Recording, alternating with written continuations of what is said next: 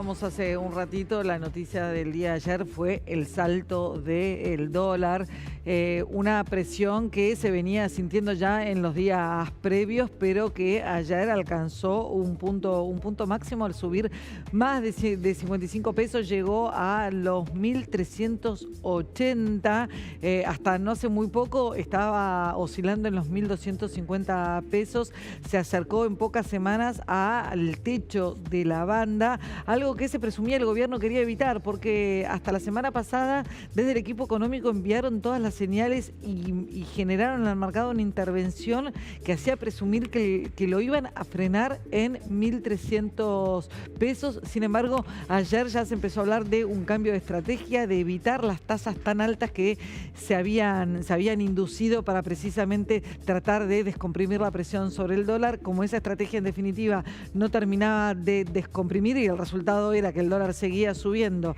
y las tasas, que tienen mucho impacto en la economía, estaban súper altas. Bueno, aparentemente un cambio de estrategia, aflojar un poco a la tasa de interés y habilitar esta suba del dólar. Ahí tenés cómo cerraron ayer, una suba de 4% en el día, 1.380. En lo que va del año, el dólar subió 30%. Y esto es ya el doble que la inflación. Recordamos que precisamente el éxito, una de las claves del éxito del programa económico hasta acá de Caputo fue que el dólar venía planchado y corrió muy por debajo de la inflación desde la devaluación de diciembre de 2023. Bueno, eso se revirtió este año, pero con estas últimas corrida, tal como el propio presidente Milei admitió, de los últimos días. En el mes claramente superó casi 9% arriba, terminó julio, así que claramente superó la inflación que se espera de 1,6%, 1,7%. Así que el dólar picante, déjame la plaquita un poco más, así repaso los precios. 1.335 el dólar blue. Mirá qué diferencia, ¿no? Tarda en acomodar, veremos si acomoda o retrocede el oficial. Dólar los bursátiles también por debajo, en torno a 1.360 mangos.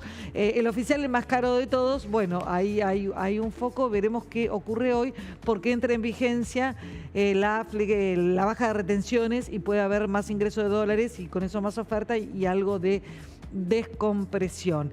Acá el problema con esto es que se traslade a precios. En julio, y este es un argumento que vamos a escuchar ahora del ministro Caputo, en julio la suba del dólar no tuvo impacto en precios, en los precios de julio estábamos hablando, y eso es un aliciente para el gobierno que se siente más cómodo corrigiendo el tipo de cambio. Hasta hace muy poquito estábamos yo contándote acá que las críticas eran que el dólar estaba muy barato, que los argentinos se gastaban todo en el exterior. Bueno, esto cambia y ahora la preocupación es que el dólar se pueda poner muy caro o el impacto que puede tener este salto en precios. Ayer Caputo decía, no hubo hasta acá ningún problema, subió el dólar, se corrigió el eventual atraso, esto no lo dijo porque nunca reconocieron el atraso, pero medio como que dio pie a que macroeconómicamente no es un problema este valor del dólar, sino todo lo contrario, y que no hay traslado al precios. ¿De qué nos estamos preocupando? Y nos preocupamos de que en agosto sí haya trasladado precios, porque este salto de ayer fue bastante más fuerte. Pero escuchemos lo que decía Caputo. El chabón que viene y me dice, devaluaron. Me agarra y me dice, devaluaron. Ustedes devaluaron, me dice. ¿Qué le digo yo? No, porque devaluar... Es un cambio de precios relativos. Primero, además, devaluar es algo que uno hace desde el gobierno. El tipo de cambio nosotros no lo controlamos. Es justamente libre, flota y es libre. Por lo tanto, lo vos no interviniste hoy. Si hubiese querido intervenir, lo cerraba. Desde que salimos del cepo, nosotros, el Banco Central interviene solo en el piso o en el techo de la banda. ¿Pero es normal lo de hoy o no? No quiero nombre nada. No, olvídate nombres. Es un movimiento, digamos, más volátil de lo usual, pero teniendo en cuenta que es un fin de mes, vencimiento de futuros, evento político y demás, era algo que tranquilamente se podía dar. Era algo que tranquilamente se podía dar. Es cierto que el gobierno estaba esperando volatilidades, estaba esperando presiones, pero esto tiene una razón eminentemente técnica, más allá del ruido político y más allá de la incertidumbre electoral que pesa obviamente. Septiembre es una fecha que se está acercando al 7 de septiembre y más allá de que es una elección provincial, tiene muchísimo significado para la economía, o por lo menos para los que están muy atentos a las reformas de Javier Milei. Pero el foco fue eminentemente técnico y curiosamente lo explicó con una mirada obviamente también muy política, pero lo explicó el presidente Javier Milei en este mismo encuentro con Alejandro Fantino. La persona, el señor que veías al lado de Caputo es el presidente del Banco Central, Santiago Bausili, que suele hablar muy poco. Cuando lo hace es muy claro, pero en este caso el que hizo una explicación a su modo, por supuesto, fue el presidente Javier Milei. Quiero cerrar, mientras que Pablo y Santiago armaban esta operación, en ese mes se armó un bolsón de liquidez. En ese bolsón de liquidez, digamos, la traidora dio lugar a una cesión ilegal para que nos rompan el equilibrio fiscal.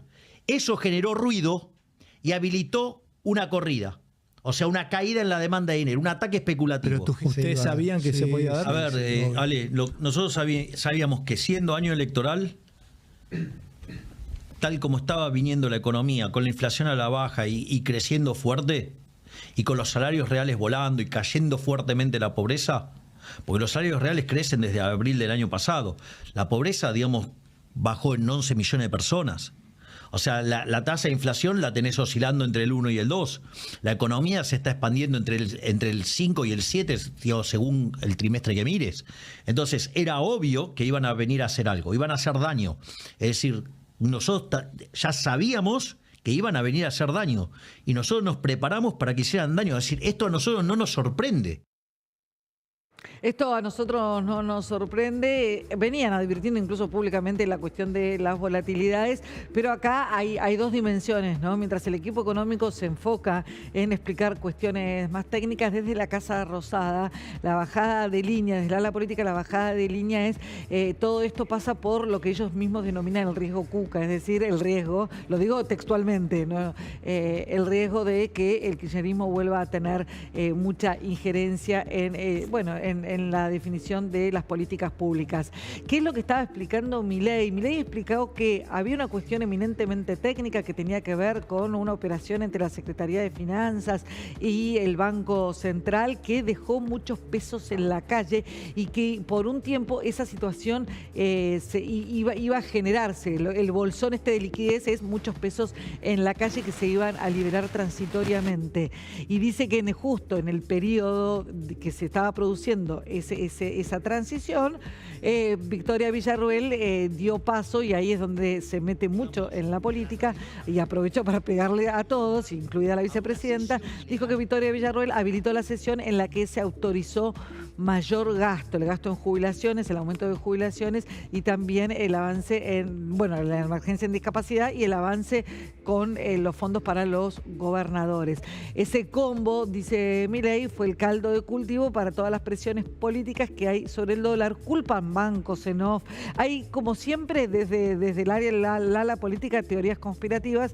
En el mercado están más convencidos y miran mucho más los motivos y los fundamentos técnicos de esta corrida, porque es lo más importante para tal vez predecir lo que puede llegar a venir. Y lo que puede llegar a venir, obviamente, está todo puesto en los índices de inflación. Falta mucho, habrá que ver si recula esta suba y eventualmente durante agosto entonces también los precios reaccionan mucho más suavemente o directamente no reaccionan. Para cerrar la jornada de ayer, que fue completita, cayó el FMI, pero cayó con